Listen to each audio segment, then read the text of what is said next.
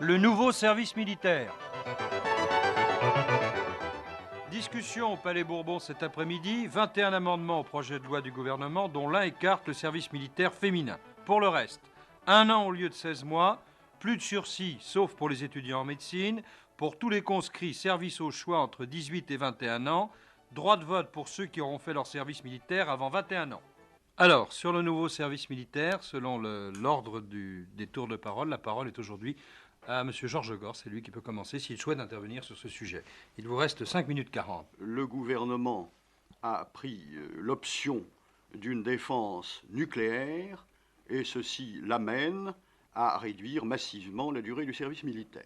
C'est sa politique, c'est la logique de sa politique, et ce n'est pas pour donner telle ou telle satisfaction particulière à l'opinion, même si ça se rencontre. On a défini une défense nucléaire, non pas pour gagner des batailles, mais pour combattre la guerre, et c'est ainsi qu'on conçoit les dissuasions. Cette option condamne les gros effectifs et permet les 12 mois, et peut-être même un peu moins ou un peu plus dans l'effort de réduction. Le gouvernement a pris une autre option, c'est de refuser l'armée de métier à laquelle pouvait le mener la conception de notre défense que j'ai définie, et il maintient l'universalité du service pour des raisons qui sont peut-être politiques, qui sont peu techniques, mais qui sont surtout éthiques, morales. Il s'agit de maintenir l'égalité des Français, de maintenir que l'intérêt pour la défense nationale est universel, général. Ce que je voudrais dire enfin, c'est que sous nos yeux même, nous assistons à des transformations très profondes de la société. Tous les piliers traditionnels, l'Église, l'école, l'armée, s'ébranlent tant bien que mal. L'armée, je trouve plutôt bien, et je dois dire que la Ve République, sans esprit partisan, s'est attachée particulièrement à penser un problème militaire où la routine est toujours une très grande tentation, et à adapter l'institution militaire de la France à l'époque où nous vivons et à la France d'aujourd'hui. Nous avons eu longtemps une armée, depuis la conscription, qui était le reflet d'une société à majorité agricole, avec un reste de féodalité, si vous voulez. Nous avons maintenant une société très différente, de gens évolués, pour qui le passage sous les drapeaux représente non pas une promotion, mais un hiatus et un retard dans leur insertion dans la vie sociale. Il y a donc là une transformation profonde de la vie sociale, devant laquelle l'opinion réagit avec, semble-t-il, un peu de passivité. 3 minutes 5.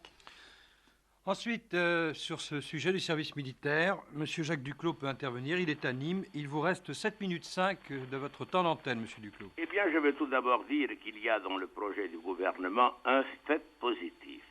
Le fait positif, c'est la réduction du service militaire à 12 mois. De cela, je me félicite. Mais il y a un certain nombre de dispositions sur lesquelles je veux dire quelques mots. On supprime les sursis, sauf pour les étudiants en médecine, en pharmacie et chirurgie, sauf pour les chercheurs, et dans quelques cas, par exemple pour des jeunes qui effectuent un service de coopération à l'étranger.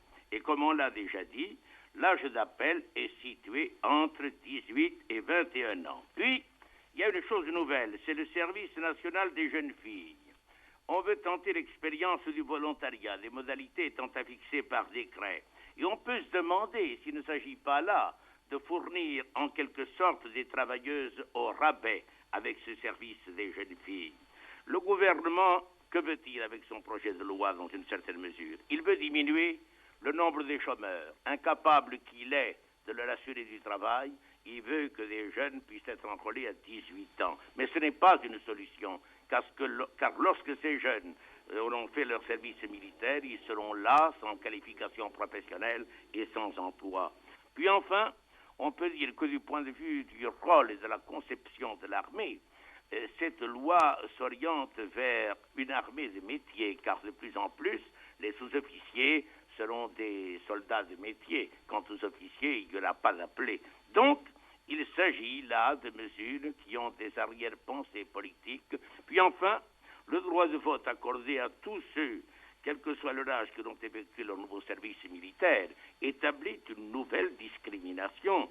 Et car enfin, le jeune qui sera libéré de ses obligations militaires à 19 ans et demi aura le droit de vote, et le jeune soldat de 20 ans, lui, n'aura pas le droit de vote. Il n'y a pas égalité des Français devant la loi. C'est pourquoi Le Parti communiste soutient la revendication de la jeunesse communiste qui me semble plus conforme aux intérêts de la jeunesse. Nous demandons le service à 1 an pour toutes les classes appelées en 1970, le droit de vote pour tous à 18 ans, et puis il faut bien penser aussi aux conditions de vie des soldats. C'est pourquoi les jeunes communistes ont raison de demander pour les soldats le prêt à 2 francs indexé sur le SMIC et un quart, le voyage, le quart de place dans les transports, et de même la liberté d'expression et d'information dans l'armée. 4 minutes. Il reste donc à M. Jacques Duclos 3 minutes 05 et 2 minutes 35 à Georges Gors.